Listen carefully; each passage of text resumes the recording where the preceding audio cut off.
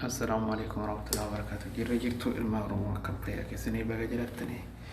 baga rabbii waggaa guutuu isin deebisee Ramadaan isin ga'ee isin jiraamtu keessanuu baga jiraatanii isin jira asumaan barumsa xiqqoo takka sanii qabadde dhufee jira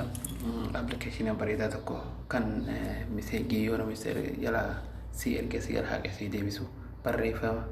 footoo waan adda addaa jechuudha isin erge isin jala haqe isin jira telegiraama imo whatsapp kanneeni appilikeeshinii ajaa'ibaa tokko sanii qabadde dhufee jira kan namatti tola kanaaf seenaa buufadhaa itti fayyadamaa isin jira warroonni egaa irratti yuutuubii kiyya faaraa taatan YouTube kiyya isa kana fatii kabalee jedha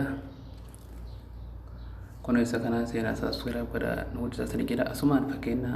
yeroo waan tokko sanii kan dhiisee namoonni waa buufachuu barbaadan application adda addaa akkasiin fayyadu buufachuu barbaadan kuno asumaan seentanii jechuudha asumaan seentanii bakka xiqqoo tanatu qabatanii jechuudha bakka xiqqoo tanatu hidhaan astoita include as jalatti linkiin isaa isinii baachuu linkii isaa kana waan hin jirreef isinii kaayaa linkii as jalaa buufattanii jechuudha kanaaf hedduu isiniin rakkisu kanaaf seenaa buufadhaatti fayyadamaa isiniin jedha asumaan gara barnootaatti tarraa appilikeeshinii palastoorii keessa argama palastoorii haseenume kun kana viiyoo dileet miseejii keessa jiru kana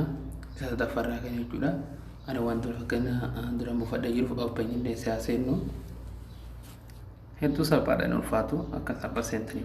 fayyadamuu dandeessanii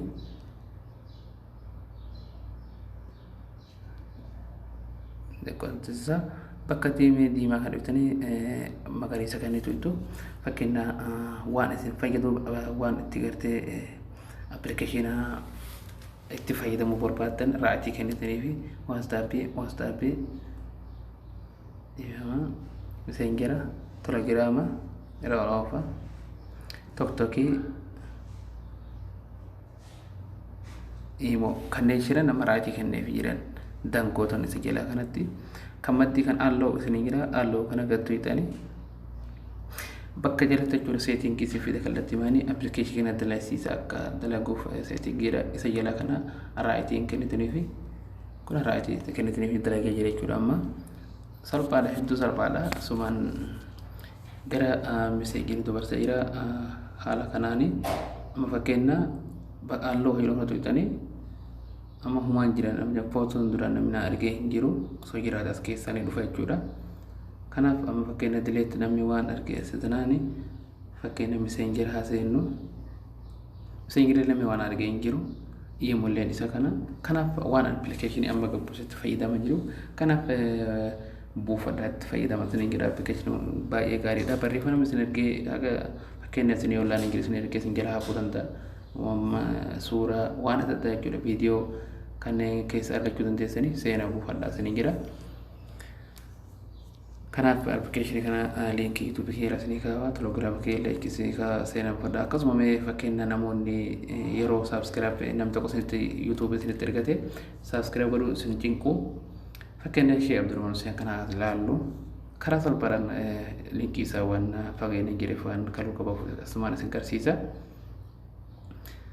mee linkiin isaanii kanaa jennu amma linkii isaanii gattuina isaanii kana yeroo gattuine